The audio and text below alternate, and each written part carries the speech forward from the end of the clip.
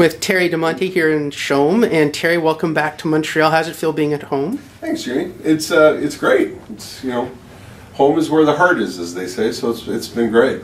Yeah, you've had a humongous reception coming back. I think Montreal really missed you. Yeah, it's a little bit embarrassing, and but it's really been nice. I was telling my mom and dad that there's been a real warmth to the reception that I've received. There's, you know, like, it's not a you know, hey, you're a celebrity kind of warmth. It's a, hey, we really missed you kind of, you know.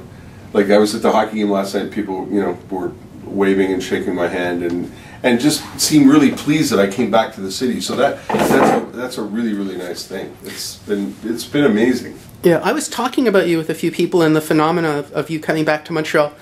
And a lot of the themes or thoughts that I'm hearing was that people in today's radio, it's becoming so commercialized and so corporate that, you know, when you have a unique situation like yourself who's been so long in a local marketplace, it's a familiar voice. Because today, with the choice that everybody has for radio, you know, there's value in something that connects you to home. Do you really see a big difference? And do you think that the station bringing you back is a sign that big corporate radio is realizing that community is important and people are important? Yeah, I hear what you're saying, and I don't know that it's... I don't know if them bringing me back is a sign. I hope it is, because I think it's part of what makes individual radio stations unique, is the people that live in those communities and speak to those people in those communities, and that they're not just, you know, faceless voices that people start to, you know, I think good radio people build a relationship with an audience so that you feel like a friend. And I think the business about 3-4 years ago was moving away from that. And I think the credit goes to the guy that runs this cluster of radio stations. His name is Martin Spalding. And he was the guy who flew out to Calgary to have dinner with me and say, "We miss you." And whether that is, it's one of two things. Either it's Martin's seeing something that the rest of the business is not, or the business is going to move back that way and try and build relationships with audiences in different cities. Now, I don't mean to scare you here. It's not a curveball, but you have been working in radio for 5 decades. Yeah. Doesn't that scare you? Yeah, it does. I never thought of it that way.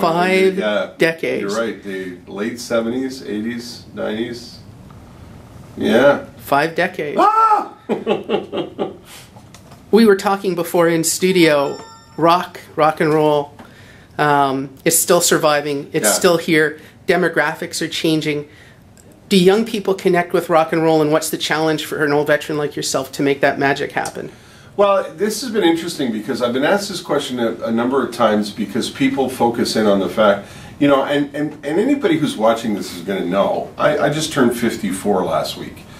And anybody who's in their 50s or their 40s, or even their 30s for that matter, you never stop feeling like you're 28 or 25 or whatever the number is. And it's just a number. And I think it's all in attitude and presentation and how you approach it. I've said to a couple of people who've interviewed me, George Balkan, who was a great teacher and quite a mentor for me, worked well into his 60s at CJAD and was so current. Never, you know, he never said, "Oh, who's that crazy bunch of kids?" You know, he stayed current. And I think my curiosity and my love of music is going to help me in that challenge, is to stay current. I mean, I'm just as intrigued by Young the Giant and Green Day as I am by Led Zeppelin and Peter Frampton. And I'm on iTunes every Tuesday, and I'm a voracious reader, and you know, I don't poo-poo things that I don't understand. You know, I've been coached and helped, but I've become an avid tweeter, and I've got a big Facebook following. So I think it's up to the individual to not behave like an old guy, and I don't feel like an old guy. And in terms of rock and roll, one of the great things I've always said about the music game is the classic rock that we've been involved with for all these years, for our generation, seems to be transgenerational. You know, you can turn this way at a Green Day concert and see, you know, like a 15-year-old kid, and turn that way and see a 40-year-old guy, and I'm a 54-year-old man. We were talking about that this morning. Green Day, I saw them here 5-6 years ago. One of my favorite shows of all time. And by the same token, you can have a discussion with a 17-year-old kid about Led Zeppelin. You know, the kids rock seems to resonate generation after generation after generation. And I was telling you before, Jamie, people have been predicting the demise of rock and roll and rock radio for years, but it keeps getting rejuvenated. And, you know, just when you think it's done, Nirvana comes along. Just when you think it's done, Pearl Jam comes along. Green Day comes along. Foo Fighters come along. And people are still buying Led Zeppelin records and going to Pink Floyd shows or Roger Waters shows in droves. So I think that is going to keep it viable. Now, you mentioned Facebook and Twitter. You have almost 5,000 Facebook friends.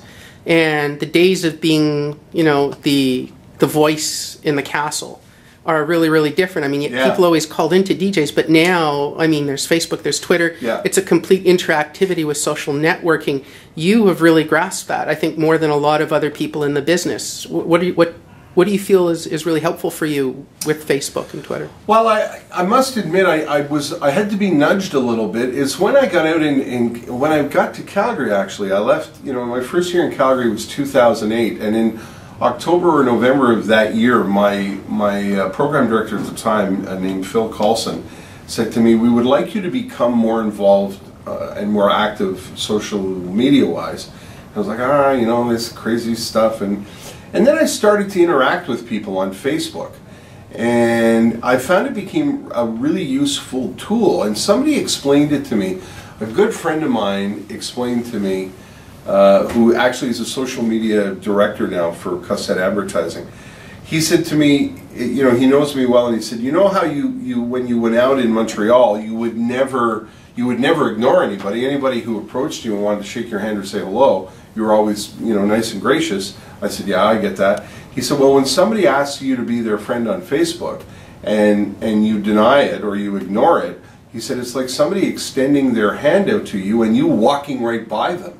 And I was like, oh my gosh, that's like a revelation to me.